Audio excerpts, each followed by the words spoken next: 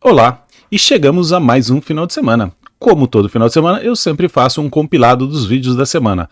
É um vídeo único com todos os vídeos, né, exatamente na íntegra como eles foram publicados, simplesmente organizado num único vídeo grande como um podcast para você ouvir enquanto, sei lá, faz suas coisas e não precisar ficar passando de vídeo em vídeo, né?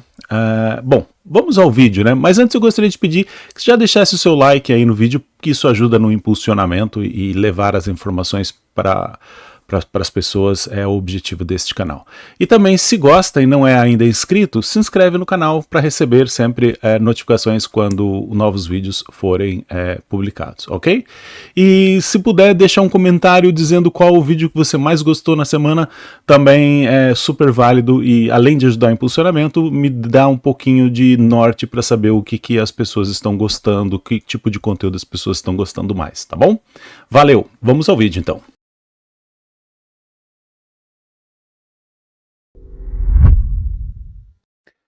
Olá, e vamos a mais um vídeo, né? Ah, uma situação muito estranha, um misto de vergonha nacional, né? Internacionalmente, é o Lula no tal do G7.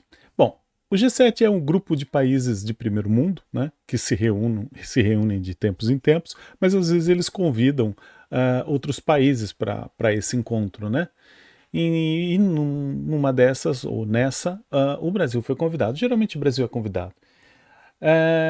Nesse caso, o Lula vai para lá e tá a imprensa alardeando e por alguns sinais que ele tem dado que ele quer realmente se encontrar com o presidente Trump para discutir as questões de tarifas que o Trump, não é bem o Trump, mas é o tribunal norte-americano que tem autorizou a cobrança de tarifas devido a vários problemas de comportamento na economia brasileira, em que interfere no que eles julgam como sendo uma relação justa, né? Entre eles desmatamento, trabalho forçado, enfim. Então, eles estão para colocar tarifas, ou já está autorizado que o Trump coloque tarifas que vão afetar ali mais ou menos 54% das exportações do Brasil para os Estados Unidos. Essas tarifas variam lá de 25% e 12,5% seriam os números, né? Enfim, e nesse caso, então, o Lula vai para o grupo lá, o encontro do G7, mas não fala com o Trump. Mas vamos entrar primeiro na questão aqui, ó, reportagem da CNN. O que esperam nesse momento os diplomatas é um esbarrão, como Larissa já batizou aqui, um encontro informal do Trump com o Lula na França, sem que haja a necessidade do Lula buscar Trump para uma agenda formalizada. Se acontecer, vai ser uma conversa muito rápida. Mas o que dá para a gente afirmar é que eu senti nesta segunda-feira. Lula foi até mais cedo para ver se esse encontro acontece. Talvez puxar, como a gente falou, né, Tainá Falcão? Olha, a gente precisa conversar sobre as tarifas, viu? Eu ligo mais tarde, ou eu ligo outro dia, vamos fazer uma videoconferência. Pode ser amanhã, né? É isso, é só isso. Bom, basicamente é isso, né? A ideia do Lula não precisar abrir uma agenda, marcar para daqui a um mês, alguma coisa assim. Então ele foi lá acho que em Davos que está sendo realizado esse encontro. Então ele foi antecipado para tentar falar com o Trump, para tentar encaixar ali, me dar aí uns 15, 20 minutos, uma hora no máximo que você tenha do seu tempo para a gente discutir essas questões de tarifa, né? Só que assim, é muito estranho porque você não vê uma interação e eles estiveram nos mesmos ambientes e você não vê uma interação do Lula com o Trump. Até tem aqui uma parte onde está mostrando a interação dele, ele teve reunião com a primeira-ministra do Japão, mas não só necessariamente não teve uma reunião com o Trump, quanto no momento onde eles pousam para uma foto, né? O Lula cumprimenta diversas pessoas, o Trump também cumprimenta as pessoas, mas os dois não se encontram. Muito estranho isso. Nem o Lula procura se aproximar do Trump e nem o Trump faz questão disso. O Trump não está nem aí. É como se o Trump nem soubesse que o Lula gostaria de falar com ele e talvez nem soubesse que o Lula está lá, né? Aqui a gente tem uma visão geral, né, do encontro lá, eles meio que sobem nesse pódio, e então lá eles vão posar para foto, mas à medida que eles chegam, eles vão se cumprimentando, né? Então todo mundo vai trocando ali né, uma saudação e tal. Olha lá o Trump lá, tá o quê? 2 metros do Lula. Lula nem olha para ele, nem cumprimenta, nem acena. Ele até tá olhando para cá, você pode perceber, ou seja, eu tenho a sensação de que o Trump tá do tipo assim, olha, eu estou aqui, se você quiser, você que se dirige a mim. E o Lula está assim, estou borrando de medo do aperto de mão do Trump, que o Trump tem a mania de apertar a mão e puxar a pessoa, né? Ele simplesmente puxa assim, como um sinal de dominância, né? Uma coisa meio, sei lá, acho meio idiota isso, mas ok, assusta realmente e dá a impressão que o Lula está justamente com medo desse tipo de comportamento. E eles passam muito perto mesmo e, ó, essa hora aqui, ó, ele passa na frente do Lula, ele até dá uma viradinha, uma mexidinha para o lado, mas o Lula não demonstra reação nenhuma e ele segue reto, né? Tem outros ângulos, aqui acho que é quase o mesmo, só é um ângulo um pouco diferente. Vamos pular para esse aqui, ó. Esse aqui está mais interessante. Que aqui a gente tem o momento, né, onde o Lula está lá trocando ideia com todo mundo. Ó, ele chega, né? Algumas pessoas já chegaram. O Trump está justamente aqui, ó. Né, você pode ver que ele está lá na dele, né? E aí o Lula chega cumprimentando as pessoas, tal. Não sei o que ele fala porque justamente ele não fala inglês, né? E talvez seja esse também um dos medos do Lula. Como é que eu vou interagir com o Trump se eu não falo inglês? Não sei nem dizer assim, vamos marcar, vamos combinar, né? Vamos agendar aí, vamos ver se não tem um horáriozinho para a gente conversar aí, o tempo que você tiver, né? Eu vim do Brasil até aqui, pô, me dá aí uns 15 minutinhos, a gente já resolve uma boa parte, ou pelo menos encaminha alguma coisa para ser resolvido depois. Então, o Lula é o único que está de chapéu aqui, né? O chapéu de gangster, como estão falando. Olha, ele chega muito perto do Trump, tá coisa de, sei lá, 1 metro, tem mais ou menos 1 metro do Trump ali, mas aí ele desvia para cá. Essa hora eu acho que até, inclusive, essa pessoa que está aqui, que eu não consigo identificar, eu acho que pela mala que ele está ali, ele deve ser organizador do evento, então ele está orientando o Lula para o Lula vir para este lado, para então ele, acho que assumir a posição dele, né, onde vai ser feito a foto na sequência.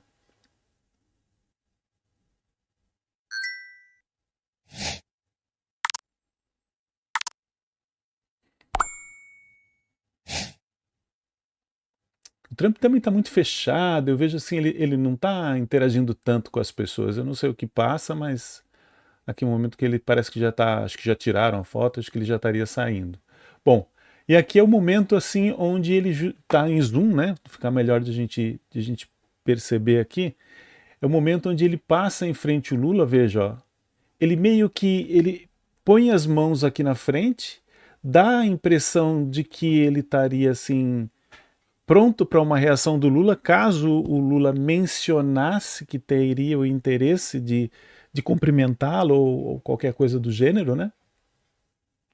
E então nada acontece, assim, dá até a sensação que ele dá uma viradinha para lá, mas aí acho que ele faz algum aceno para esse outro cara que está aqui, ó. Tem um outro cara aqui, e daí ele segue o caminho dele. Ó, tá vendo? Ele levanta a mão meio que em direção, tipo, talvez dá a impressão que, ó, dá a impressão que talvez ele fosse cumprimentar, mas aí ele não recebe nenhuma resposta por parte nem desse cara que está ali junto com o Lula, tanto quanto do Lula, então ele junta as mãos, alguma coisa nesse sentido assim. Muito estranho, muito estranho. Como é que pode? Você vai para um lugar onde você quer falar com o cara, eu acho que talvez aí tenha essa situação da falta de capacidade do Lula. 4 mandatos aí, quase, está querendo um 4º mandato, né? 12 anos como presidente, não conseguiu ensaiar ali alguns textinhos básicos, não conseguiu pedir ajuda para um tradutor. Olha, preciso falar o básico, né, o fundamental. Tudo bem, não vou querer fazer discurso na ONU em inglês, mas falar o fundamental. Ele podia. Que Lula já falou, já declarou muito que não gosta de ler, né? Para estudar você precisa ler, né? É uma pena que uma pessoa que não gosta de ler, que não estuda, que não gosta de evoluir, de aprender, né? Seja presidente de um país. É bizarro, bizarro. Bom, que falar, né? Que falar dessa situação. Fazer o quê? Fizeram o L, né? Tá aí. Nosso presida nos representando lá no grupo dos 7. O Brasil, eles colocam o Brasil uma potência, né, que chega a ser convidado para o grupo dos 7. Na verdade, o Brasil é uma potência porque é um país grande, porque temos 210 milhões aí de consumidores, né? Então é por isso que o Brasil é interessante para esse povo, é por isso que esse povo rico chama o Brasil para participar. Agora, como potência econômica, como um país próspero, alguém que um dia vá fazer parte do grupo dos 7, olha, demora, hein? O brasileiro precisa muito de aprender a não votar em caras como esse cara aí. Pelo amor de Deus, o Lula é um cara que não sabe ler, um cara que não tem interesse nenhum em aprender, em evoluir. Aí tá aí, ó, fazendo esse tipo de vergonha nacional, internacionalmente. Digo vergonha nacional, fazendo a nossa nação passar vergonha num evento internacional desta magnitude. É uma pena. Mas é isso aí, gente. Se gostou, deixa aquele like. Se gosta de conteúdos como esse, já se inscreve no canal. Valeu?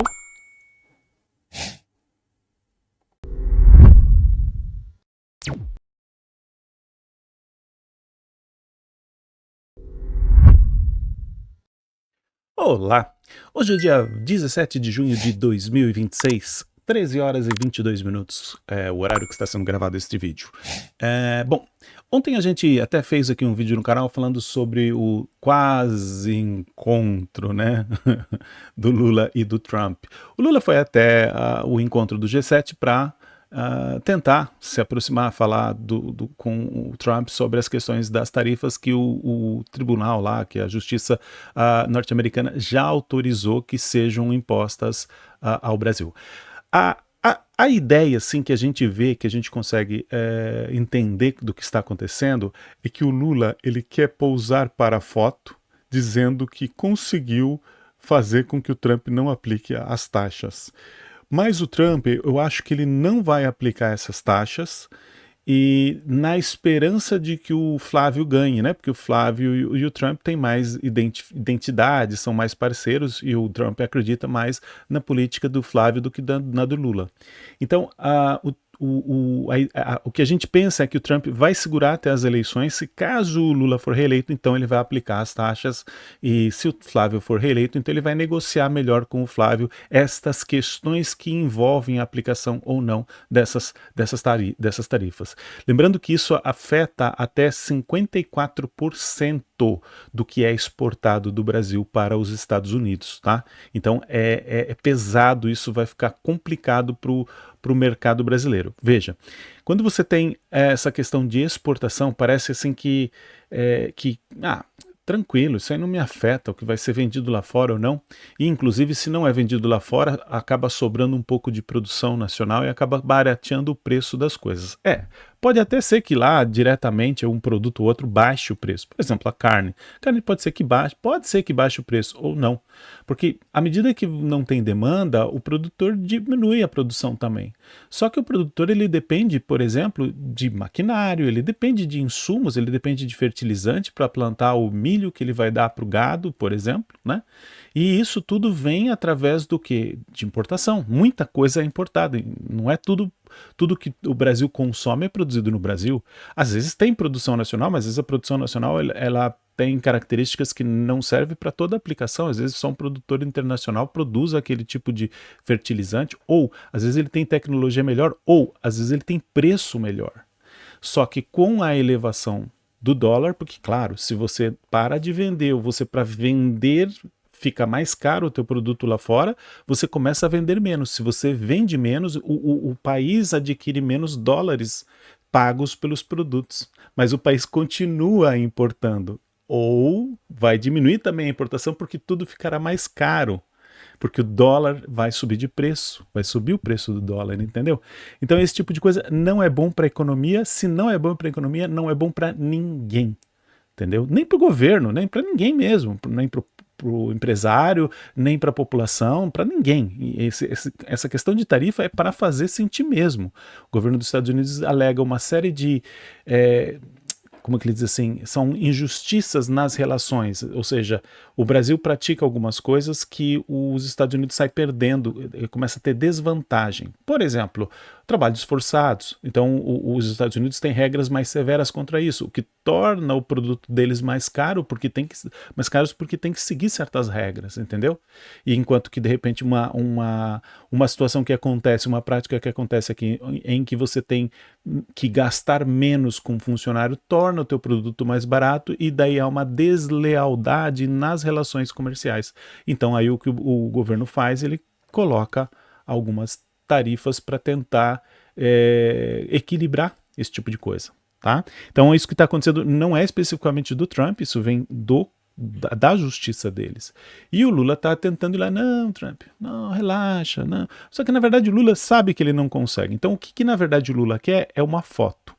Porque com uma foto, o que o Lula consegue dizer? Eu consegui fazer com que o Trump não colocasse as tarifas. E aí, naturalmente, ele diz que foi ele, o Trump não coloca, e ele ganha créditos para a eleição. Conseguir a reeleição é tudo que ele precisa agora. O resto ele vê depois. Se daí vai ter tarifa depois, aí ele vê depois. O que ele precisa agora é da foto. Entendeu? Porque se ele fez a foto, ele diz que foi ele. Se ele não fez a foto, o Trump está só segurando porque ele quer o resultado da eleição primeiro. Entendeu? E aí, claro, que isso gera crédito para as pessoas dizerem assim, não, vamos votar no Flávio, porque daí o Trump não vem com as tarifas, daí o Trump negocia melhor com o Flávio. Saca? O que ele queria era isso que você está vendo aqui, a foto. Só que esta foto não é do evento, essa foto já é passada. A própria legenda diz aqui, ó, presidente Lula durante encontro com o presidente dos Estados Unidos, Donald Trump, em Washington. Bom, vamos ler a matéria aqui, ó. Os presidentes Lula e Donald Trump se cumprimentaram na noite de terça-feira 16, ontem, né? Durante o evento social da cúpula do G7 realizado em Evian-les-Bains, na França. O encontro informal ocorreu após um concerto promovido pelo presidente francês Emmanuel Macron no hotel em que recebe a reunião dos líderes internacionais. Aqui, pelo que eu entendi, o Emmanuel Macron não fez essa ponte, ele só promoveu o evento, que está um pouco confuso. O encontro informal ocorreu após um concerto promovido. O concerto foi promovido pelo Emmanuel Macron, não é o encontro, porque o encontro foi um encontro informal, né?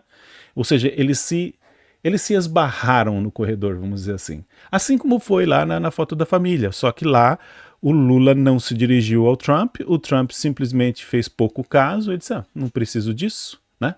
Só que o que acontece? Eles não tiraram foto, entendeu? De acordo com os assessores de Lula, o cumprimento entre o presidente brasileiro e o presidente dos Estados Unidos não foi registrado em foto ou vídeo. Depois do concerto, os dois seguiram para um jantar de gala oferecido por Macron aos participantes da cúpula.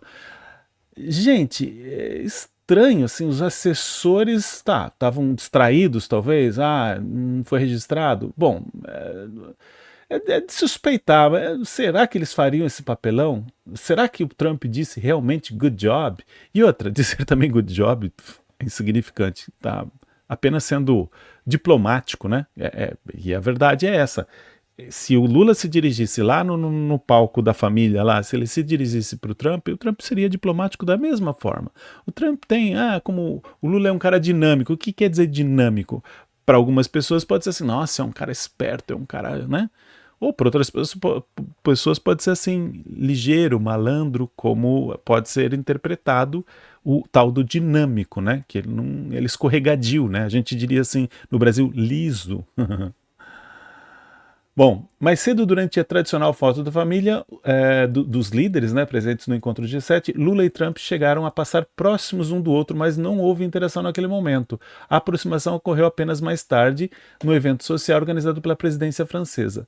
Bom, eu acho que o Lula não se encontrou porque o Lula tem medo fisicamente ali do Trump. Ele se sente muito inseguro, inferiorizado, inclusive.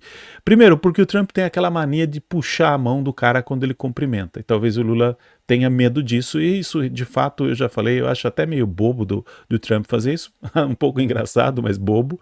Engraçado porque eu fico pensando quando é com o Lula, eu acho engraçado, né?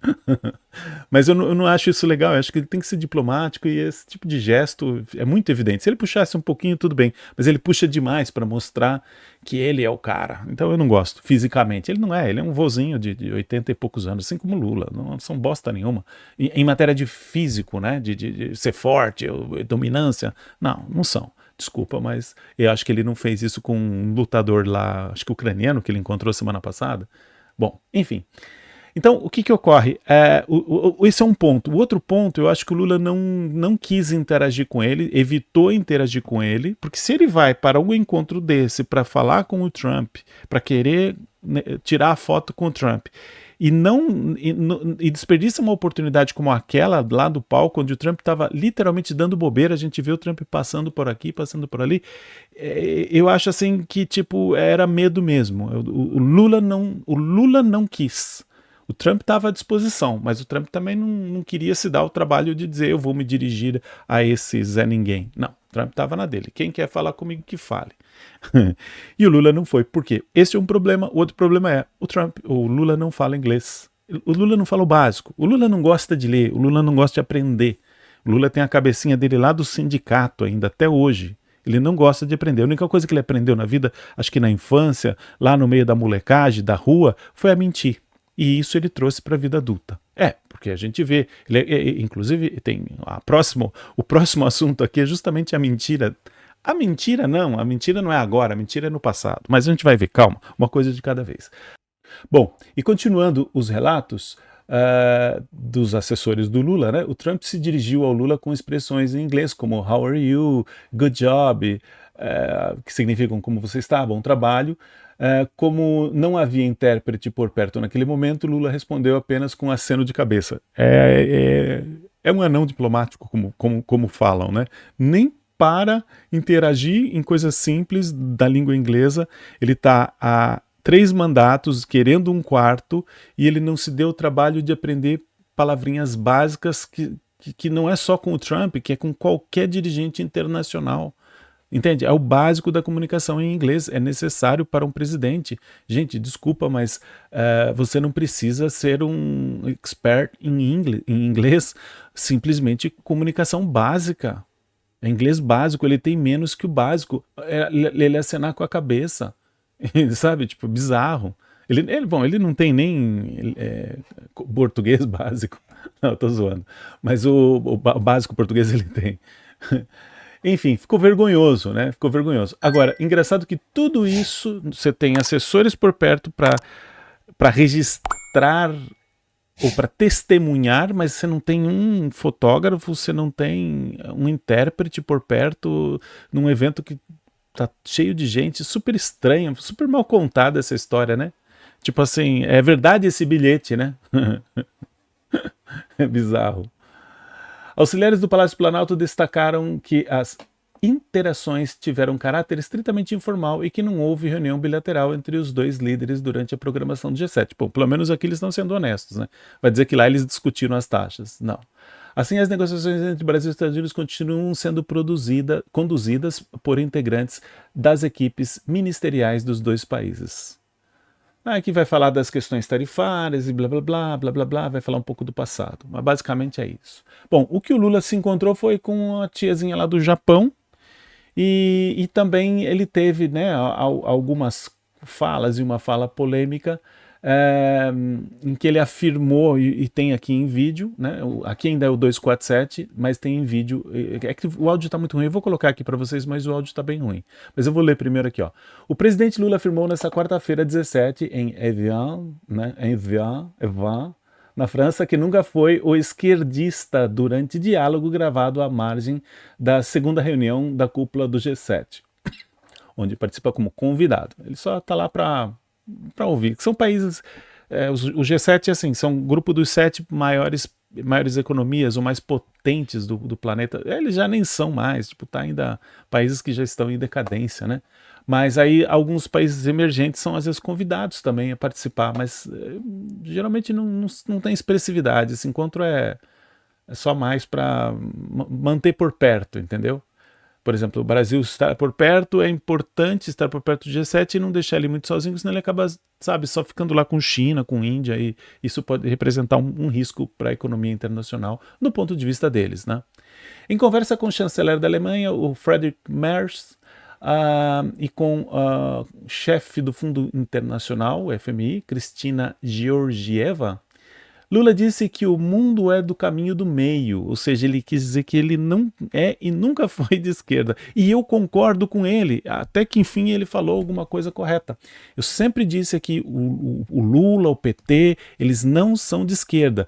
O PSOL é uma bagunça, eu diria também que não é de esquerda no geral. Esses caras são do dinheiro. Eles são interesseiros, eles se interessam por dinheiro e poder, naturalmente. Um é complemento do outro, né? Porque o dinheiro, o poder traz dinheiro, o dinheiro traz poder, né? O dinheiro compra poder.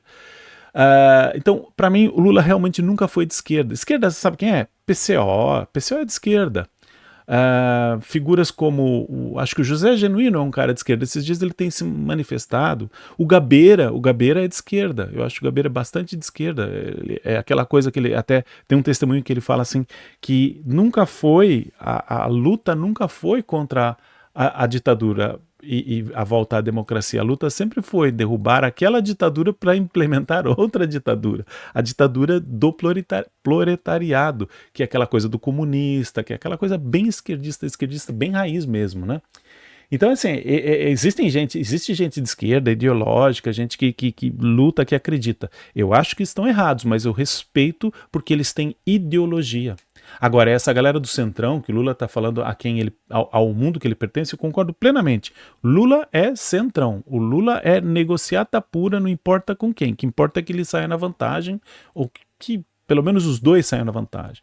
Lula tem como vice, desde até 2018, ele tem como vice o PMDB com o José de Alencar, depois o vice da Dilma, que era o Temer, né? E aí agora o vice dele é o Geraldo Alckmin. Geraldo Alckmin é centrão. O Geraldo Alckmin era PSDB é Partido do Centro. Aí agora ele é do PSD. Então, tipo assim, o Lula nunca foi. Por que ele não coloca um petista como vice? E ele não vai para a candidatura dele com um petista, não, com um esquerdista, não. Ele vai de novo, provavelmente ainda mantendo o Geraldo Alckmin. É poder, é só questão de poder, não é questão de esquerda ou direita, não. Bom, tem um vídeo aqui que eu achei bem legal, que é um compilado. Deixa eu arrumar aqui. É um compilado de como que a gente chama? De falas dele, né? Mostrando aquela coisa de que o Lula, ele mesmo fala, a gente saía mentindo, saía inventando números, né? Porque não importa, sabe, tipo, o Lula é cara de pau mesmo. Então ele fala no passado, 23,59. Porque cada vez mais eu tenho que fazer mais. Significa que cada vez eu vou ficar mais esquerdista, vou ficar mais socialista e vou ficar achando que a gente pode mais. 52. Os Estados Unidos, o republicano tem mais que democrata. Republican has more than the Democrats in office. More time. Na França, também, o socialista tem bem menos. Socialists have less time in office than. O que isso prova? What does this prove? Que o mundo não é de esquerda.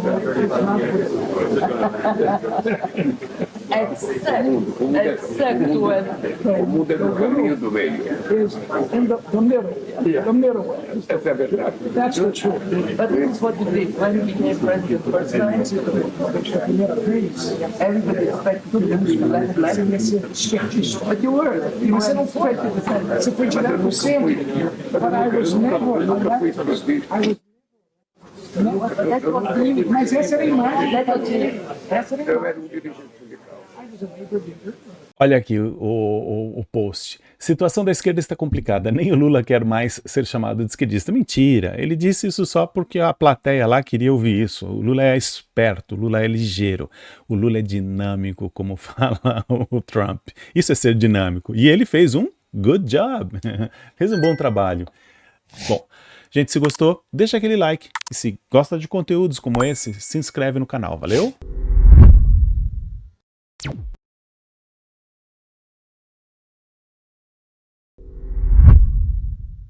Olá! Hoje é dia 18 de junho de 2026, 9h20 da manhã, horário de Brasília. Bom, uma notícia bombástica, né? Um vazamento de um microfone, ou seja, o microfone estava ligado e o Lula não sabia disso, então ele entrega todo ele dá, né, de graça para a direita provas ou evidências, né, por confissão de como funciona o nosso sistema eleitoral.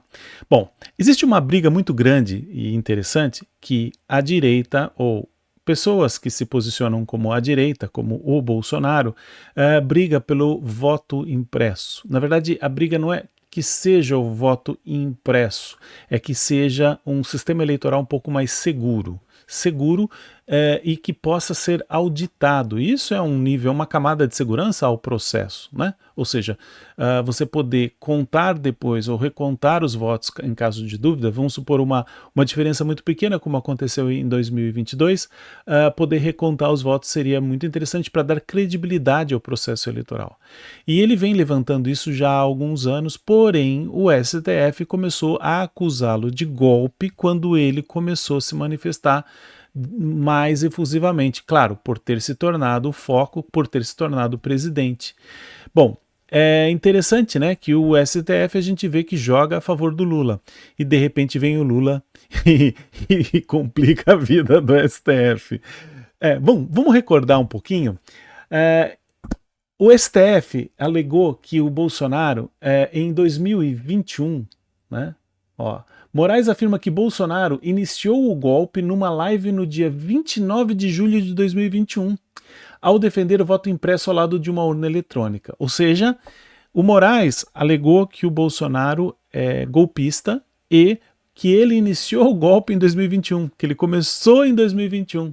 Assim, tipo, esses caras eles não aprenderam ainda, eles não sabem que a internet não perdoa. A internet disponibiliza informação para quem quiser. Não é mais como antigamente que você vai lá e compra a Rede Globo e está tudo certo. Bom, Bolsonaro sempre lutou pelo voto impresso, tanto é que em 2015, tendo Rodrigo Maia como relator é aquele cara que está à frente de um projeto, tá? Ele foi aprovado, o STF julgou inconstitucional. Então, o que acontece aqui? Em 2015, o Rodrigo Maia estava à frente desse projeto, esse projeto passou na Câmara, ou seja, foi votado, teve a maioria dos deputados, lembrando, deputados são aquelas pessoas que são eleitas pelo povo para decidir o que eles querem, para decidir o que o povo terá, né, de direitos ou benefícios, de leis, de regras. Então, quem cria as leis é a Câmara dos Deputados e não o STF. STF são juízes que julgam as leis que os deputados criam, mas eles não têm respeitado essa decisão, né, essa democracia em que o povo decide quem são os seus parlamentares que vão criar as regras do jogo, as regras do processo eleitoral, as regras do que quer que seja, né? Enfim, vamos ver o vídeo aqui para não ficar muito maçante. E agora na reforma política eu tive a oportunidade de relatar a emenda constitucional e agora o projeto de lei em que tive a oportunidade de incluir a questão do voto impresso por ideia, proposta e trabalho do deputado Jair Bolsonaro, que no início desse debate talvez tenha sido um dos poucos deputados que acreditava que nós pudéssemos incluir na emenda constitucional e depois no projeto de lei que tive a oportunidade de também relatar. Então quero agradecer ao deputado Bolsonaro, agradecer ao plenário. A decisão de derrubar o veto do voto impresso é uma vitória da sociedade brasileira que pode ter o direito, a partir das eleições de 2018, de recontar qualquer uma das urnas. E agora... Bom, a ideia é essa, né? É uma urna eletrônica. você digita o seu voto, os seus candidatos ali, né, de acordo com o turno, né, o que está para o turno lá, e depois ao lado é impresso em papel, né, para quem você votou. Confirmado isso, você pressionaria um botão e esse voto cairia numa urna física, né? Um depósito, como era antigamente uma urna. Geralmente elas são feitas de lona, tem uma tampa assim, uns lacres, umas coisas assim. Bom, o STF, através do ministro Roberto Barroso, começou uma campanha de desinformação. Eu não gosto muito dessa palavra, mas acho que é a palavra apropriada.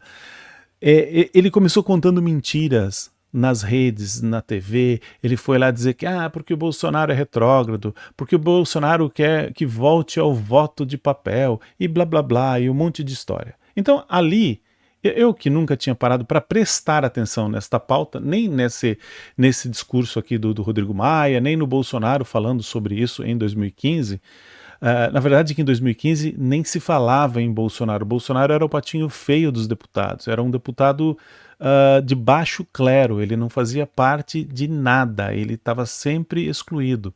Bom, em 2015, então, o Bolsonaro levanta essa bola. Bom, na verdade, isso já é o voto que seria relativo à derrubada de veto. O que aconteceu? Então, eles votaram, criaram um projeto, votaram para que isso fosse implementado nas urnas. Em 2015, não sei se vocês lembram quem era a presidente. Era a Dilma Rousseff. Vetou, disse assim, não vai se tornar lei, não vamos colocar voto impresso. Aí o que aconteceu? Ele retorna, isso natural, aconteceu esses dias também uma questão da dosimetria e tal, ele retorna o projeto, né, votado, aprovado e vetado, retorna para a Câmara. Aí a Câmara pode votar para derrubar o veto. Para isso ela precisa de uma maioria absoluta. O que é maioria absoluta e o que é maioria simples? Maioria simples votou todos os deputados que estavam presentes, a maioria vence. Se a maioria disse que vai ter, então vai ter. O que é uma maioria absoluta? É quando você precisa de pelo menos metade que confirma, mas da Câmara inteira. Então, se no dia compareceu, vamos supor, tem 500 deputados, é próximo, é 503, mas vamos colocar para ser mais fácil, 500 deputados. Se você no dia apareceu 300 e você teve 151, você ganhou o teu projeto, então vai para o presidente vetar ou sancionar. Vetar é proibir, ele não quer, ele nega, e sancionar ele aprova o projeto. Então, com 151 votos, de acordo com o dia, o quórum era de 300 deputados, porque alguns faltaram, outros estão, sei lá, enfim, não estão lá. E então, com 151 votos, virou lei. Mas se você tem o veto do presidente, esse projeto volta para a Câmara. Aí a Câmara precisa de maioria absoluta. O que seria maioria absoluta? A gente falou que era 500 deputados, então você precisa ter pelo menos 250 votos mais um. Supomos que no dia vão 400 pessoas, não importa, preciso ter 250 votos mais um. Entendeu? Então, a maioria absoluta é o número de deputados. Quantos são? Eu preciso da maioria de deputados votando. Indiferente a quantos tem no dia. Se no dia tiver 200, pronto. O projeto, não importa se for unânime, não ganhou, não derrubou o veto. Mas eles derrubaram o veto. E esse é o processo democrático. É como as regras são construídas. Você pode gostar ou não, mas é assim que as regras são. Se você não concorda, então precisamos mudar as regras. Mas essas regras têm que ser seguidas. Então, a partir deste momento, tornou-se lei que deveria ter uma impressora paralela à urna eletrônica, né? Imprimindo os votos para que o eleitor fizesse a checagem de que aquilo que ele votou em tela estaria registrado no papel. Uma outra camada de segurança. E ali, então, poderia ser feita a recontagem. Ok? O que aconteceu? Por 8-3, os ministros do STF julgaram inconstitucional. Não é um absurdo? Não é um absurdo? Então, o desejo do povo, né, de ter mais uma camada de transparência, de não desconfiar das urnas eletrônicas, foi derrubado por conta de 8 pessoas. 8 pessoas contra 200 milhões de brasileiros. 8 pessoas decidiram que não, continuará sendo uma incógnita. Porque ninguém sabe o código que tem ali dentro. Na verdade, você sabe, mas quem garante que esse código foi implementado naquela urna, naquela máquina? Então, esse é o questionamento. E como eu comecei a dizer aqui, eu não tinha muito essa coisa de... Nunca me questionei sobre urna eletrônica, mas quando eles começaram a essa questão de uma camada de segurança, de recontagem, e aí você começa a ver a resistência do outro lado, porque não é nem a recontagem, será que precisa? Tal. Nunca parei para pensar sobre isso, né? Sei lá, o negócio fica mais complicado, a impressora pode dar problema. Aí quando os caras começam a dizer, não, porque não pode, porque é super seguro, opa, aí então que a gente começa a ver, caramba, não é que não pode, precisa. Agora sim, agora como você está resistindo tanto, agora eu vejo que precisa. Precisamos ter mais segurança no processo eleitoral, principalmente pelo fato de que vocês não querem implementar uma medida de segurança, por isso precisa de mais segurança, entendeu? Gente, aí esse projeto foi, né, engavetado por ser inconstitucional. Eu sei que de repente eles começaram novamente uma manobra lá para poder trazer isso de volta, foi em 2021, 2022, e... O que aconteceu de novo? O STF, dessa vez, na pessoa do Roberto Barroso, ele já não é mais ministro do STF, ele desceu, né? Desceu do Olimpo e foi para o baixo clero. E foi lá no Congresso. E andou por todos os gabinetes, conversou com o mundo, a cúpula, né? Dos deputados, e os deputados acabaram votando para que não tivesse o voto impresso. Mudaram de opinião, né, depois da visita de um ministro, então a opinião de 2015 passou a ser outra em 2020, eu não lembro que ano que foi, se foi 21, se foi já 22, tá? Estranho, né? Engraçado que o STF, por esses deputados terem... por eles serem julgados em processos que muitas vezes eles estão respondendo, eles são sempre julgados pelo STF, eles têm direito a foro privilegiado, eles não respondem em juizado comum, é sempre o STF que julga. Então é engraçado que de repente o ministro do STF vai lá, conversa com as pessoas e as pessoas mudam de opinião. Então existem duas situações, né? Ou você está recebendo vantagens ou você está recebendo ameaças. Não estou dizendo que o Roberto Barroso tenha feito qualquer coisa desse tipo, acho que não, reputação ilibada, né, Mané, como dizia ele, perdeu Mané, então é o rapaz do perdeu Mané, ganhou quem? Ganhou os espertões, né, não sei a quem ele está se referindo como espertão. Bom, aí, dado todo esse cenário conturbado, que você não pode questionar a urna, que inclusive esse vídeo aqui corre risco, né? Porque eu estou questionando a urna, mas não estou questionando a urna à toa, porque eu sempre tive medo de fazer, mas é que agora não dá mais. Agora é muito evidente que as urnas eletrônicas podem estar sim sendo batizadas, e não sou eu que estou falando. Quem falou foi o Lula. Lula afirma que só ganhou eleições porque ele contou com o voto eletrônico. Vamos ver? Não sei porque caô, né? I don't know whether you win. Não adota It's not a o sistema eletrônico voting como system orientação aos países. as a guidance to the other countries. Eu fui o segundo em I came in 89. second. Ó, deixa eu dar um contexto. Eles estavam conversando aqui sobre a esquerda, a direita estar crescendo, a direita está ganhando em todos os lugares na América Latina e pelo mundo afora, porque teve uma onda aí, eu vi que o pessoal estava falando, essa epidemia de direita. Teve uma epidemia de esquerda que de repente infestou o mundo e o mundo percebeu que só fazem cagada. Então aí a direita está crescendo novamente, está voltando não, em alguns lugares existia, os Estados Unidos é muito forte essa coisa de direita e esquerda, mas no Brasil nem existia uma direita posicionada. A direita sempre foi tida como o patinho feio da história, então era aquela coisa de centro-esquerda e esquerda extrema, né? E de repente com essa coisa do Bolsonaro, da ascensão do Bolsonaro, essa questão de internet, de as pessoas poderem se comunicar, então as pessoas começaram a se identificar e dizer, não, eu sou de direita, e não tenho vergonha disso, sabe? Porque eu acho que a direita é melhor, porque a direita é mais humana, porque a direita respeita mais os direitos das pessoas, ela quer uma população próspera, e a esquerda mente quando diz que quando ela rouba, né, quando ela puxa para si essa pauta de que, porque a gente gosta da população, porque a gente defende os pobres, porque a direita é malvadona, porque a direita só pensa em dinheiro. Não é bem por aí, não. A direita gosta de dinheiro e gosta de ver pessoas prósperas, pessoas ricas. Bom, vamos voltar aqui, né? Então o que acontece? Dentro desse contexto ele está falando que, por que a ONU não adota, né? Por que os países não adotam a urna eletrônica? Porque, veja, em 89 eu fui segundo, em 94 eu fui segundo, em 98 eu fui segundo, 97... Eu fui o segundo em 94. Eu fui o segundo.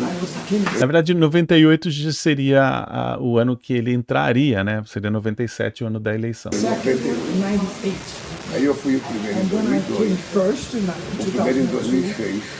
Tá vendo? Então, 2002, 2006, ele foi primeiro. E daí, em 2022, ele foi primeiro também. A Dilma também. A Dilma também foi primeira em 2010, depois em 2014. Primeiro, o PT foi primeiro em 2010, o primeiro em 2014, o segundo em 2018.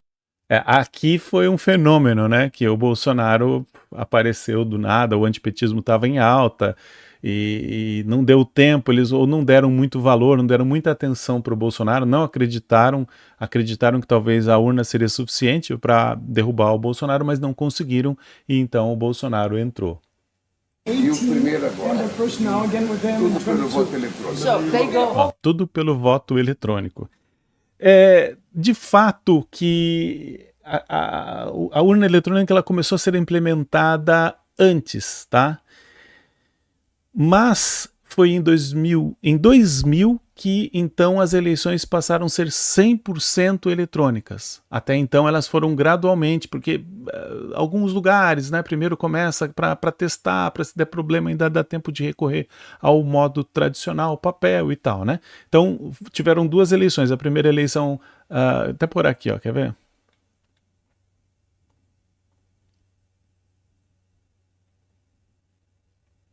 Aqui a gente tem a evolução histórica, ó. 94, a totalização dos votos foi informatizada pela primeira vez, mas a urna ainda não era eletrônica, né? Ó, o equipamento foi introduzido nas eleições municipais dos municípios com mais de 200 mil eleitores, além da cidade de Brusque, correspondendo a aproximadamente 30% do eleitorado nacional. Cerca de 70 mil urnas eletrônicas. Então, 200 mil eleitores já é cidade grande, porque 200 mil eleitores, sei lá, são 400, 500 mil habitantes para ter este número de eleitores, né? Em 98, eleições gerais utilizaram urnas eletrônicas em municípios com mais de 40 mil eleitores. De novo, um município já médio, né? Vai ter lá 80, 100 mil habitantes, porque nem todos são eleitores, tem pessoas que são menores de idade e tal. Não, acho que talvez seria até menos a população, não sei, porque são 212 milhões de habitantes, 120 milhões de eleitores, então é um pouco mais da metade, então seria em torno de 60, 70 milhões, 60, 70 mil habitantes as cidades. Quantos municípios a gente tem no Brasil? Aqui ele não fala o número de municípios, mas aqui ó, em 2000 é que foi 100% informatizado, ou seja, todos os municípios, então, passaram a ter urna eletrônica. Vamos voltar aqui. Bom, então, ele fala que ele foi eleito com o voto eletrônico. De fato, porque a primeira eleição do Lula, que ele foi primeiro lugar, foi em 2002, depois que o sistema já estava 100% implementado, porque antigamente era só nas cidades maiores. Quer dizer, no começo era só nas cidades maiores. E outra, vamos combinar, o Plano Real tinha sido implementado pelo Fernando Henrique Cardoso. O Fernando Henrique Cardoso, ele destruiu, ele ganhou do Lula, ganhou em primeiro turno em 98, porque estava indo muito bem o projeto do Plano Real, a população vinha de inflações absurdas na década de 80, sim, absurdas, mais de 1000% ao mês, era 80%, 100% ao mês, sabe, tipo, as coisas dobravam de preço de um mês para o outro, era bizarro, pegar dinheiro e correr para o mercado, gastar tudo, porque amanhã você não comprava as mesmas coisas, né? Então era estocar mesmo. Eu lembro que uma vez meu pai aproveitou uma oferta de papel higiênico, ele comprou 50 pacotes,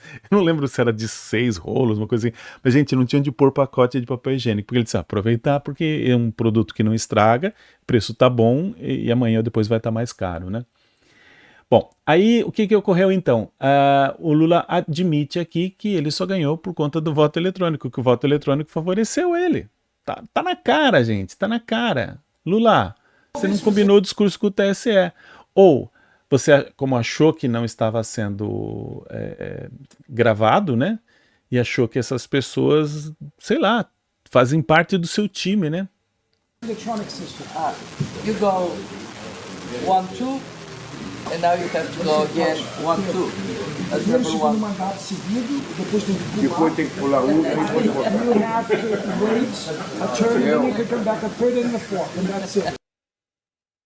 Olha só, ele dá a impressão que ele já espera ser reeleito, depois ele pula um para já poder voltar. Se eu for eleito agora, eu serei o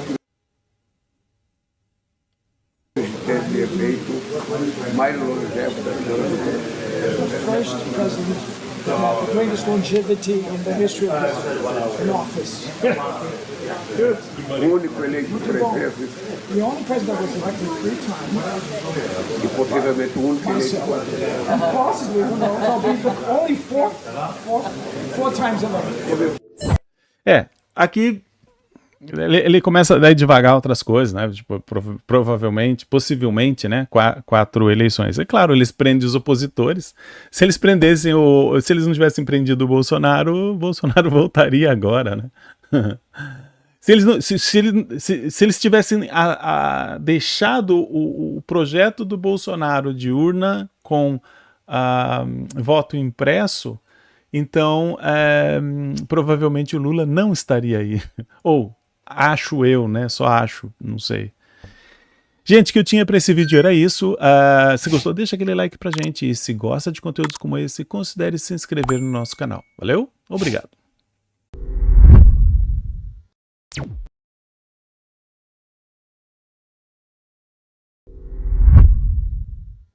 Olá, hoje é dia 18 de junho de 2026, quase 1h da tarde, e eu tô trazendo hoje um tema um pouquinho diferente aqui, neste vídeo, que eu quero falar, é mais motivado por mostrar imagens, né? Um forte ataque da Ucrânia contra a Rússia, ou mais precisamente contra Moscou, porque em geral a Ucrânia tem atacado diariamente a Rússia, atacando as refinarias de petróleo, a infraestrutura de produção de armamento, fábricas às vezes que produzem produtos, por exemplo, químicos que vão ser utilizados na produção de explosivos e por aí vai, né?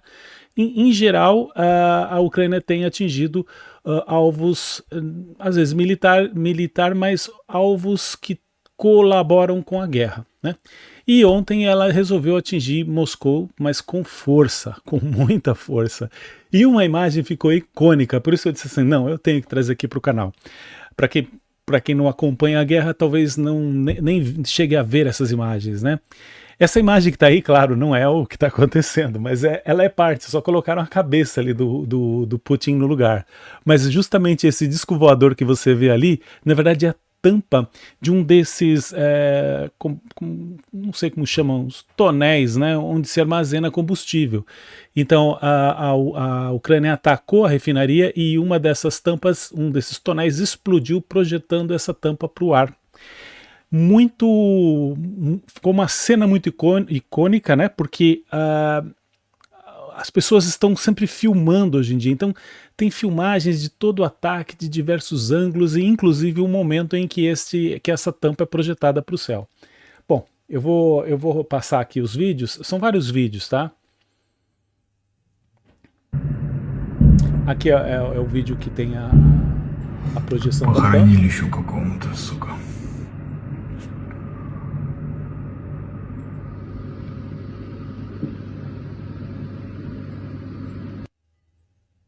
mas ele já foi projetado, é que estava no começo. Olha lá. Ele explode, ela voa e de repente então ela cai de novo praticamente no mesmo lugar. Nossa, foi uma cena muito icônica, né? E, assim, como cena, se a gente tivesse que escolher fazer um Oscar, né, de a melhor cena, eu colocaria essa junto com aquela cena onde explodiu um depósito de amônia no Líbano. Eu acho que tem uns entre 5 e 10 anos, não sei se vocês lembram, que fez uma onda de pressão, foi filmada, muito grande, porque já estava pegando fogo e de repente explodiu, né? Aí tem mais imagens de outros ângulos, tem imagem de como está a situação lá, né? Como está cheio de explosões. Olha lá, outro ângulo. Só que aqui ele não filmou muito legal. Acho que a pessoa na hora ficou com medo e acabou cortando a cena. Lembrando que é proibido esse tipo de filmar e postar, né? Então essas pessoas que filmaram e postaram podem ter problemas com o Putin, mas ficou tão icônica que acho que as pessoas não resistiram. E claro que vai ser difícil eles pegarem todo mundo. Vamos pegar algumas pessoas para exemplo e ok. Porque o Putin não quer que ninguém saiba que isso aconteceu. Inclusive, diz que a mídia, né, como o Peter estava assistindo essa matéria no canal do Peter, o Ancaps no Mundo e Revolução, lá ele estava comentando que a mídia, a Rede Globo russa, né, a mídia comprada, ou a mídia, que não vou nem dizer comprada, em ritmo de guerra que eles estão, eu acho que é questão de sobrevivência, literalmente, das pessoas. Se não fizerem o que o Putin manda, vão para a cadeia, né? Então eles estavam comentando que os drones atacaram Moscou e foram derrubados pela artilharia antiaérea, né? Ou seja, derrubaram todos os drones, mas destroços dos drones teriam caído numa pequena reserva de carvão. Bizarro, né? Olha que carvão poderoso, hein? Vou fazer uma picanha do Lula com esse carvão. Joga na churrasqueira lá.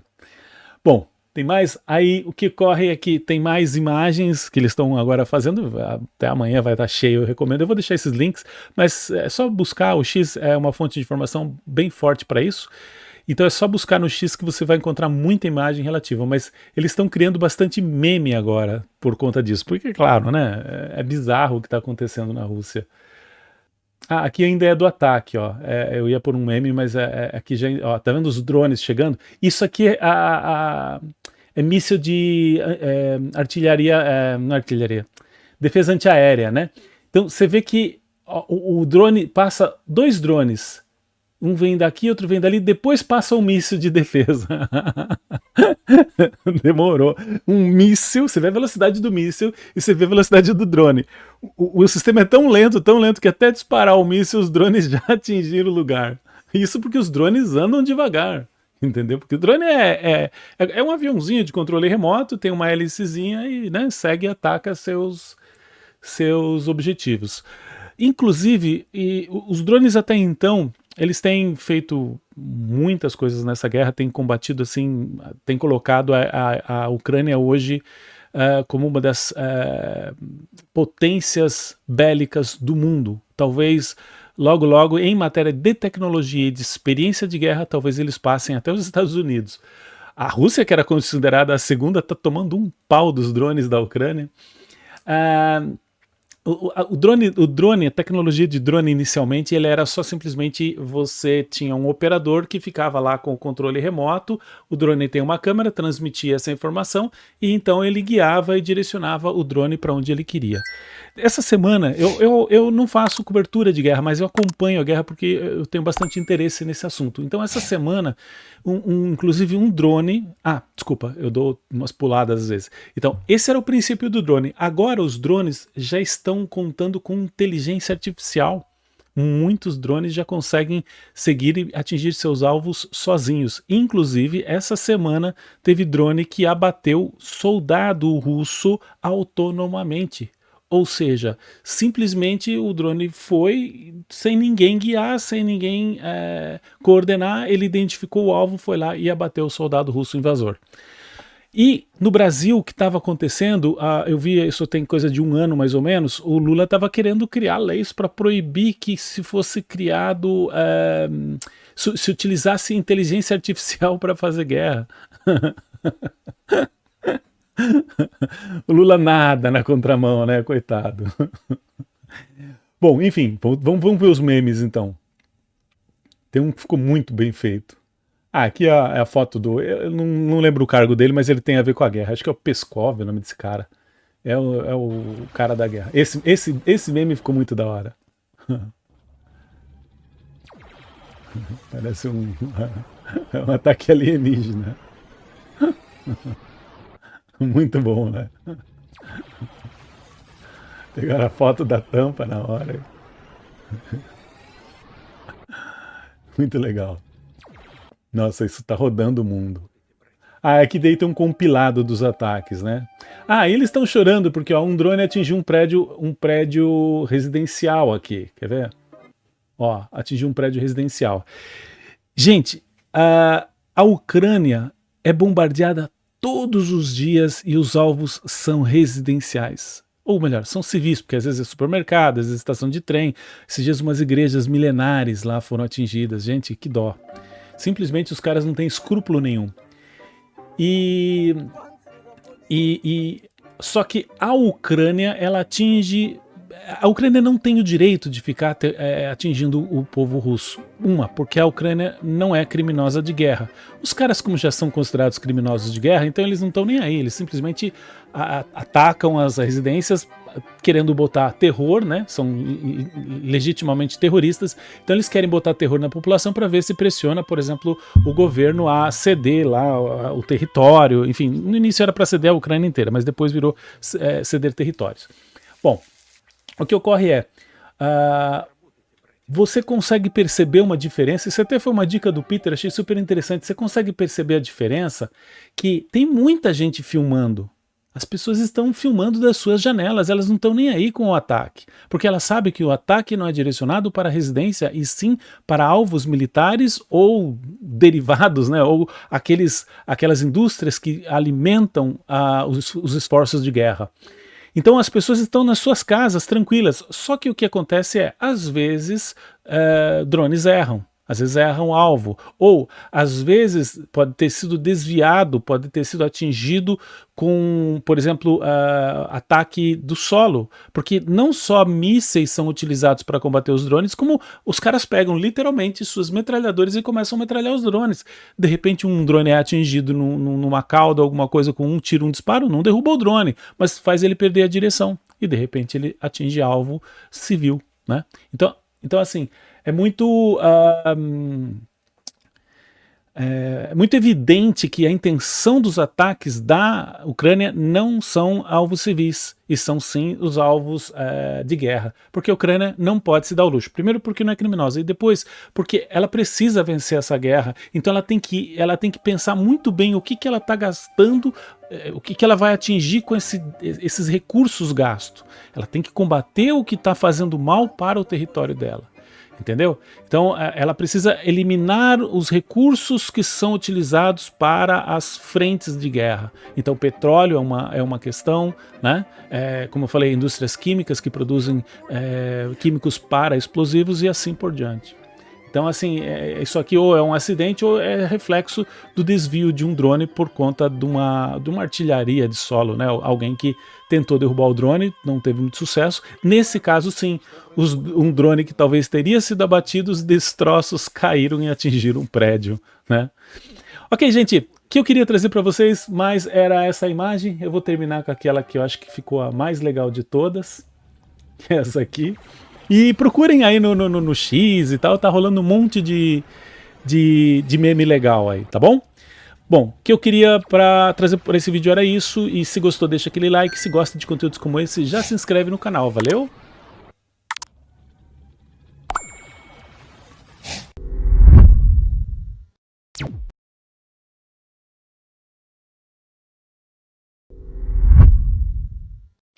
Olá! Hoje é dia 19 de junho de 2026, mais ou menos 9 horas da manhã, e temos mais uma aqui para comentar sobre o nosso digníssimo Lula. Ele que fez sucesso nesse G7. Para nós brasileiros está sendo o máximo, né? Mais uma do Lula aqui. Vamos ver o vídeo e daí a gente comenta. Depois a gente faz os nossos comentários ácidos. Eu tinha falado para ele, essas facções criminosas são terroristas para o povo brasileiro, para o povo das comunidades no Brasil. Não são terroristas como você pensa, eles não querem brigar e derrotar o Estado, eles não querem criar um outro Estado, eles querem dinheiro. Então é diferente. Mesmo assim, não o Trump, mas o Marco Rubio, sabe, anunciou isso. O que pega aqui é o seguinte, né? Então, o Trump, depois daquela reunião com o Flávio Bolsonaro, ele resolveu, sim, que ele vai considerar, já está considerando, inclusive, já fez até uma prisão em função dessas novas determinações, né, de considerar o Comando Vermelho e o PCC como grupos terroristas. Em geral, os grupos terroristas que estão nessa lista, né, nos Estados Unidos, eles têm relação com governos, ou seja, eles querem derrubar governo, eles lutam por independência, então são outras causas que criam o terrorismo na sociedade. E o Lula, que não quer que considerem o PCC e o Comando Vermelho como terroristas, porque eu não sei, talvez algumas pessoas aí têm sugerido que pode ser porque ele tem a ligação. Eu não tô falando nada. Algumas pessoas aí a gente vê comentários nas redes sociais e tal, até talvez se rolar esse post aqui, acho que você vai encontrar gente falando assim, porque ele tem conexão. Eu não sei.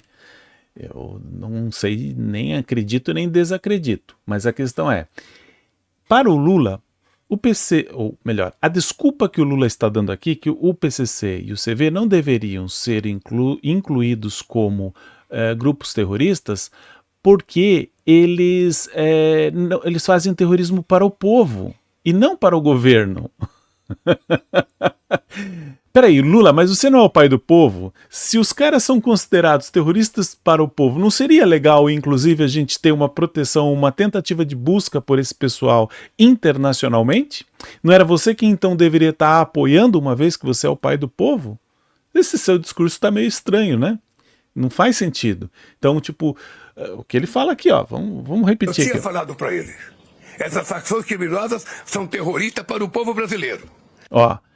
É o que ele teve, né, com o Trump, antes do Flávio Bolsonaro falar com o Trump, então o que ele está dizendo é assim, eu tinha falado para ele, essas facções terroristas são terroristas para o povo brasileiro. Entendeu? Então, tipo assim, para o povo brasileiro tudo bem ele terrorizar as famílias, tudo bem eles colocarem barricada e a família, o povo brasileiro não ter acesso, não chega ambulância, não chega Uber, porque tudo bem, ambulância sem caso, você precisar, tudo bem, é grave, mas as pessoas às vezes não concebem que você pode precisar de uma ambulância e a ambulância não chega. Mas vamos falar então do cotidiano, não chega Uber, o Uber não consegue chegar, entende?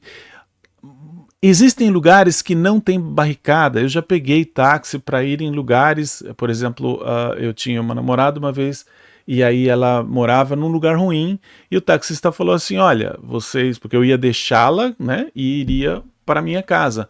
Então pegamos um táxi, saímos do restaurante que nós estávamos e fui deixá-la na casa dela e iria para a minha casa. O taxista falou assim, olha, já se despedem agora, porque eu vou fazer o retorno lá em cima, desço, paro, ela desce, não tem nada de ficar se despedindo, porque aqui é perigoso. Porque o que é isso? Que terrorismo é esse, entendeu? Mas é para o povo, então não precisa incluir na lista internacional para tentar caçá-los. Caçá-los no sentido de, por exemplo, você botar os criminosos ou botar as organizações em lista como essa de terroristas, permite que o Estado, né, principalmente o governo americano, consiga criar algumas sanções. Sanções, sempre que você pensar sanções assim, são meio que punições, né? Então, por exemplo, de repente o cara tem uma conta, ele está movimentando milhões de dólares nos Estados Unidos e de repente detectam que ele é membro, confirmam que ele é membro do PCC ou do Comando Vermelho. Bloqueia as contas do cara. O cara tá viajando, prende o cara, tudo bem, ele tem o direito de defesa, né, de ampla defesa, o contraditório, o devido processo legal que muitas vezes falha no Brasil, nos Estados Unidos, terá. Então, aí ele pode se defender, ele pode, né, provar a inocência dele. Se for inocente, se não for inocente, fica preso lá. Entendeu? Ainda que os crimes dele tenham sido cometidos fora. Por quê? Porque ele pertence a uma organização terrorista. Então, o Estado americano provará que ele pertence a esta organização PCC. Esta organização é considerada terrorista, então ele ficará e cumprirá sua pena lá. E terá seu patrimônio cassado e assim por diante. Entendeu? Então, essa é a ideia. Os Estados Unidos sabem que o Comando Vermelho e o PCC é um grupo terrorista, cria terrorismo contra a população e, inclusive, é uma facção, como que chama, de tráfico internacional de drogas. Eles alimentam o mercado, né, de drogas nos Estados Unidos. Então esse é o maior interesse do Trump contra essas facções e por isso então ele pensa que incluí-las como facções, como organizações terroristas, facilita com que ele casse esses indivíduos, esses membros desses subpartidos, né? Para não se complicar, não vou dar o nome de qual partido que começa com P e termina com T, que eles são subpartidos. Para o povo das comunidades no Brasil. Para o povo das comunidades. É a comunidade que não tem acesso, é a comunidade, o povo mais simples, mais pobre, que é o que se defende. É essas pessoas que não têm acesso quando se põe uma barricada lá, né? Não são terroristas como você pensa, eles não querem brigar e derrotar o Estado. Olha, eles não são terroristas, de fato, eles não querem derrotar o Estado, eles são parte, eles são parceiros, eles não querem derrubar o governo. Talvez eles queiram derrubar o governo Bolsonaro, se o Bolsonaro voltar, né? Se o Flávio for eleito, talvez eles vão querer derrubar sim o governo. Agora, este governo não, eles são parte desse governo. Mas mesmo assim, o ataque deles não é contra o Estado. Mesmo que eles não gostem do Estado, mesmo eles não fazem em geral ataque contra o Estado. Talvez contra o indivíduo, tentam matar, como por exemplo, nos Estados Unidos já tentaram matar o Trump várias vezes. No Brasil, uma vez só, o candidato Jair Bolsonaro, né? Bom, enfim, gente, basicamente é isso. O que ele está querendo dizer assim, porque o Trump não deveria ter incluído essa galera que faz terrorismo contra a população, porque não é um terrorismo contra o Estado, que só deveria incluir porque as organizações que fazem terrorismo contra o Estado, sei lá, como por exemplo os terroristas do Hamas, né, fazem terrorismo contra o Estado de Israel, fazem terrorismo contra a própria população de Gaza, né? O Hezbollah é outro grupo terrorista que também faz terrorismo contra Israel. E não são só esses, como por exemplo a gente já discutiu essa semana ou semana passada sobre o caso do IRA, né? Que pode ser que volte em função das coisas que estão acontecendo lá na Irlanda do Norte. Também é um grupo terrorista que é considerado e incluído nessa lista de grupos que teriam seus membros possivelmente sancionados, né? Bom, o que eu tinha para esse vídeo era isso. Se gostou, deixa o seu like. Se gosta de conteúdos como esse, já se inscreve no canal. Valeu?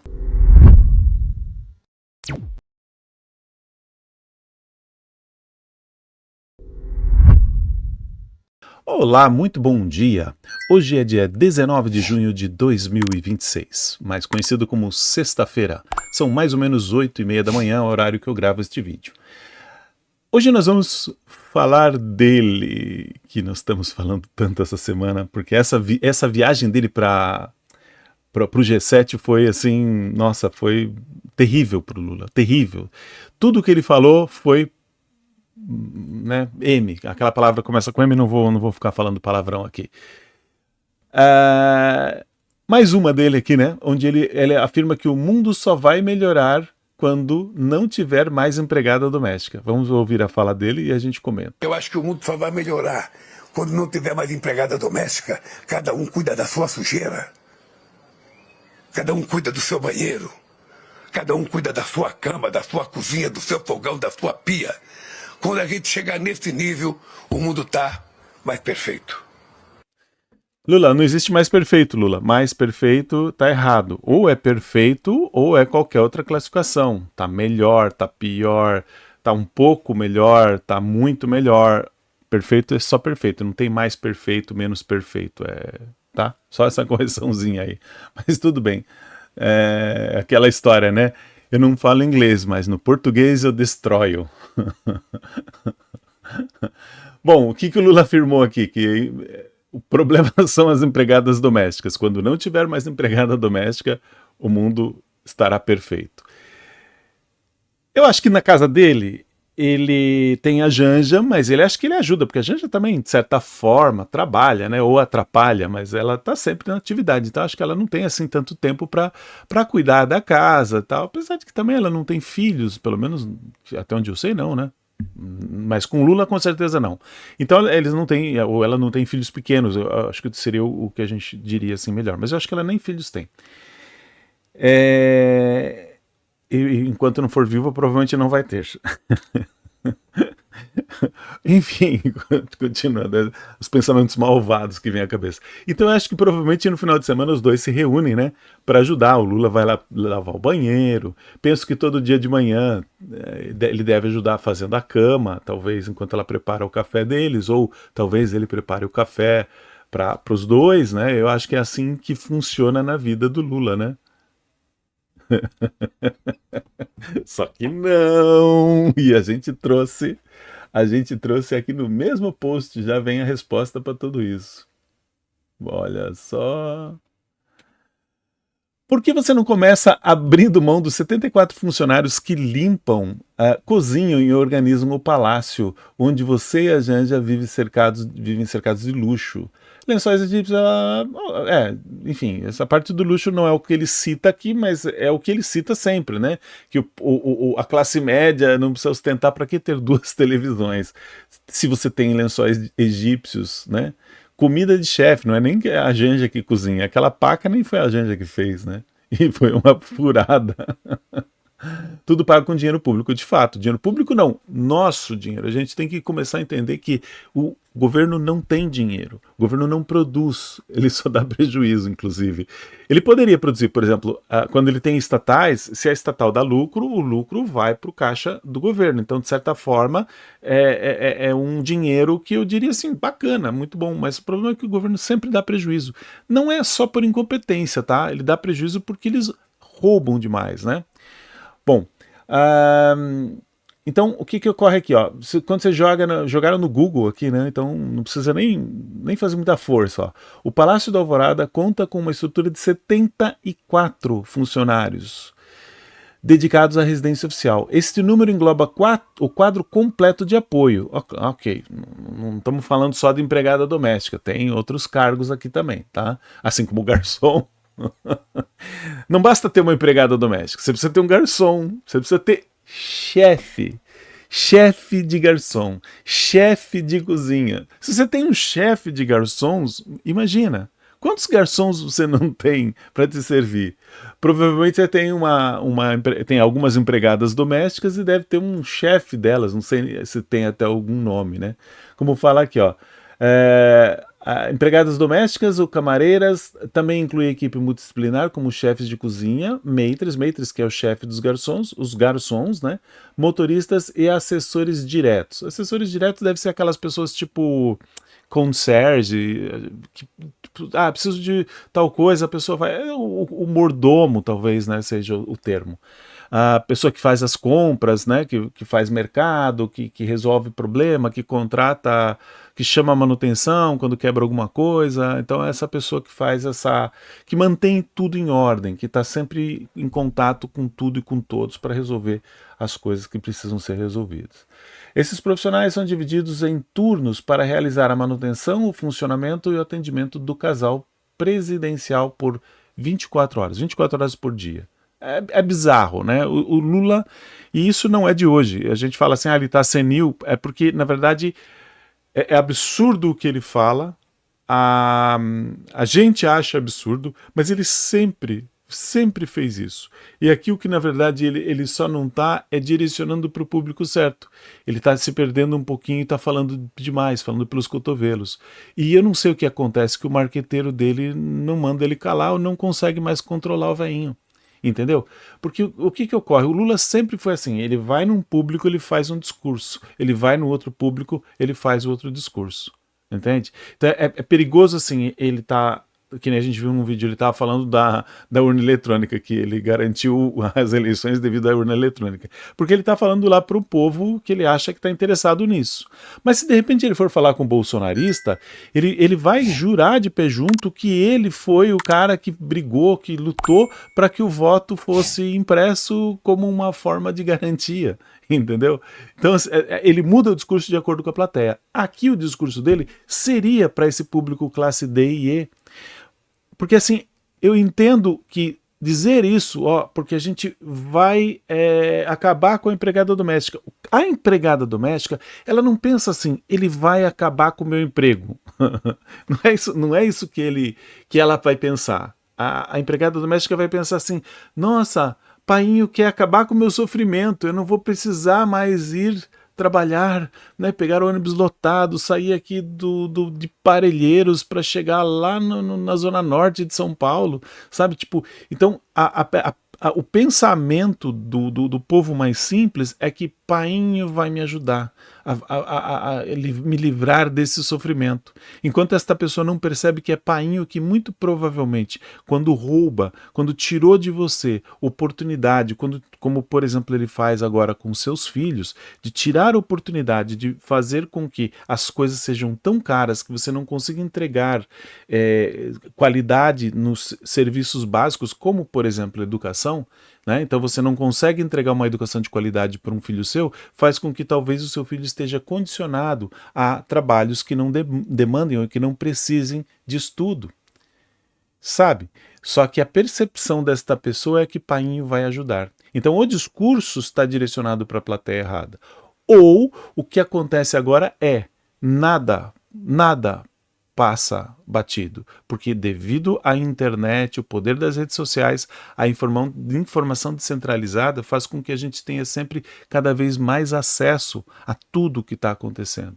Então essa coisa de duplo discurso não cola mais, entendeu? Não cola, não dá mais certo. Ele está acostumado a um método, um sistema muito antigo, que era quando você comprava a mídia. Então você dizia, passa isso ou passa aquilo, e não passa isso, filtra isso, né? Corta essa parte, entendeu? Então esse discurso pegaria muito bem se ele fosse numa periferia, onde ele sabe que lá tem gente muito simples, muito provavelmente, por exemplo, eu tinha uma empregada quando eu morava no Brasil, não que ela era minha empregada doméstica, era uma diarista, só que ela era assim, ela trabalhava no prédio, então ela passava no meu apartamento todo dia, e fazia alguns trabalhos de limpeza, passava camisa, coisa e tal. Então era essa a finalidade. No horário do almoço dela, ela tinha 1h15 de intervalo, ela dizia assim, eu como em 15 minutos, 1 horinha eu subo lá e ajeito o seu apartamento. Nossa, ela ficava maravilhada, porque eu pagava para ela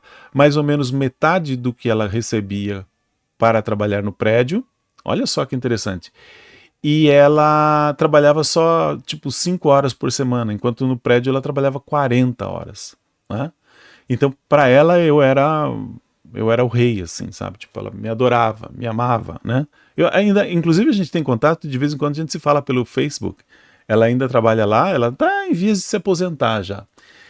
E ela é muito grata, e eu sou muito grato porque ela me ajudou muito, porque eu não precisando fazer esses trabalhos domésticos, tendo uma pessoa que faça isso para mim, me permite ir para a luta, né? Ganhar meu dinheiro com mais tranquilidade e com mais qualidade, e talvez ganhar mais dinheiro em função de ter alguém me ajudando. Você consegue imaginar o Elon Musk parar de lançar foguete uma hora ou outra lá e dizer, não, hoje vai atrasar o foguete porque eu tenho que lavar a louça, porque eu tenho que fazer minha cama, porque eu tenho que limpar o banheiro? Você entendeu?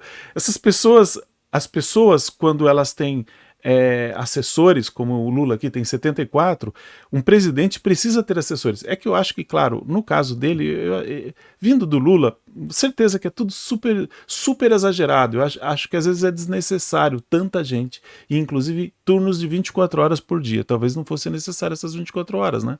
Talvez 2 turnos já fosse suficiente, de manhã e à noite, né? Aí dispensa, sei lá, chega lá 8, 9, 10 da noite, tá dispensado, vai cada um para o seu canto, sua casa, E se acontecer de precisar aquecer uma pizza no micro-ondas, vai lá, pega seu pedaço de pizza e aquece no seu micro-ondas, né? Você não precisa chamar o chefe dos garçons para mandar o garçom falar para o chefe de cozinha esquentar um pedaço de pizza para você, entendeu? Então ali eu acho que é exagerado, mas eu acho que é justificável uma pessoa que tem coisas muito mais importantes para resolver, dedique seu tempo fazendo isso em que ela é boa e pague alguém para fazer outros serviços em que talvez não são tão importantes para o desenvolvimento do trabalho, mas que é necessário para a vida da pessoa. Porque, sabe, tipo, tem muita gente capaz de fazer, de arrumar a minha casa, de organizar as minhas coisas, até limpar o meu banheiro, mas que talvez não sejam capazes de mandar foguete para a Lua. Talvez não sejam capazes de ser presidente do Brasil, apesar de que para ser presidente do Brasil acho que não precisa muito, não. Bom, gente, aí tem um monte de outras coisas no post, né? Recorde de falência, aí já muita gente que viaja, as coisas que o Bolsonaro fez e tal. Aí vem os memes, né? Esse aqui, um monte de terra. Um cupinzeiro de terra. Tá bom, gente? O que eu tinha para esse vídeo era isso. Se gostou, deixa aquele like pra gente. E se gosta de conteúdos como esse, já considere então se inscrever nesse canal. Valeu, fui!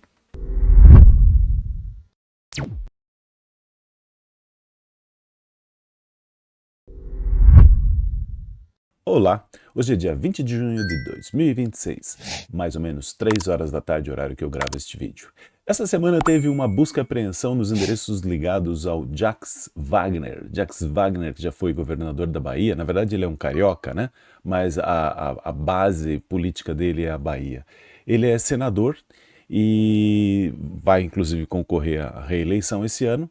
E ele ele é o líder do governo no Senado, ou seja, aquela pessoa que faz a ponte ali, que está, né, digamos, no chão de fábrica, né, está ali em contato com outros senadores e que negocia com o governo e negocia junto com esses outros senadores. Eu falei governadores? Não, senadores. Então, ele seria uma pessoa muito ligada ao Lula. Porém, devido a essa busca e apreensão, rolou aí algumas farpas, né? Será que vamos ter fogo no parquinho? Vamos ver ele falando aqui e a gente volta a comentar. Ele traz o Lula ao lado dele, dizendo o seguinte: tá mais sujo, foi mais sujo do que eu. E não acho, sinceramente, muito difícil que ele mexa na minha posição. Ele que já teve problemas até maiores do que esse, como eu tive, mas ele muito pior, que foi preso depois inocentado e está aí como presidente da República. Pô, o Lula estava mais sujo do que eu, como é que ele vai me tirar do cargo do líder do governo? Esse é o recado. O que ele está sugerindo é o seguinte: eu não abandonei o presidente Lula. Espero que ele também não me abandone. Acho que é mais ou menos isso. O recado que está sendo sugerido ali é esse. Concordo, foi dado um recado ali. Porque se estavam esperando que ele colocasse o cargo à disposição ontem ainda, dentro do PT e dentro do governo, e ele vem com essa reação, eu disse para vocês, eu fui procurada por fontes do governo do PT se dizendo perplexas com essa reação. E essa que você chamou a atenção, que é o presidente já passou por coisas muito piores e tá aí e tal, não sei o quê. Problema muito pior que o meu. Então, assim, realmente... O que vem pra gente, assim, já é uma informação mastigada, né? Mas a gente não tá lá, mas provavelmente lá o circo tava pegando fogo mesmo. Provavelmente o Lula já tinha sinalizado que ele iria largar a mão do Jacques Wagner, porque o que ocorre é assim, ano eleitoral não é legal você estar se relacionando com pessoas que estão ligados com polêmicas, né? Com polêmicas, por exemplo, suspeita de corrupção. E o Jacques Wagner está todo enrolado nessa questão do Banco Master. E eles estão a todo momento querendo pregar que o Banco Master é coisa dos Bolsonaros, né? Então, aí de repente só vem sujeira mesmo, grossa, relacionado ao Lula, né? E o seu entorno. Então o Jacques Wagner quis ameaçar, né? Ameaçou, na verdade, o Lula dizendo: olha, não solta a minha mão. Eu não soltei sua mão no passado, estamos juntos nessa, né? E se soltar minha mão, você vai ter problemas, né? Ou seja, provavelmente, se o Jacques Wagner for preso, provavelmente ele vai delatar sim. E como ele é uma pessoa muito ligada ao governo, ao Lula, ele deve saber muita coisa. Ele deve ter ali muita informação. E vamos ver o que vai se desenrolar aí do que foi apreendido, né? Porque a busca é por informações. Provavelmente devem ter apreendido celulares, devem ter apreendido computadores, né? E então esse material vai ser investigado e talvez surjam ali informações, e é até por isso que já o Jacques Wagner está se precavendo. Olha, Lula, não larga a minha mão, senão eu largo a sua. Bom, entre as coisas que foram apreendidas, né? Deixa eu até trocar aqui para uma visão melhor. Entre as coisas que foram apreendidas nos endereços do Jacques Wagner, foram apreendido dinheiro também em moeda estrangeira, como dólares e euros, né? O que achei engraçado a explicação. Ter dinheiro vivo em casa não é um problema, né? Não é comum, não faz muito sentido, mas se você tem a origem desse dinheiro, é direito seu, né? O problema é quando você não tem a origem, aí você tem que inventar umas histórias que nem aqui, ó.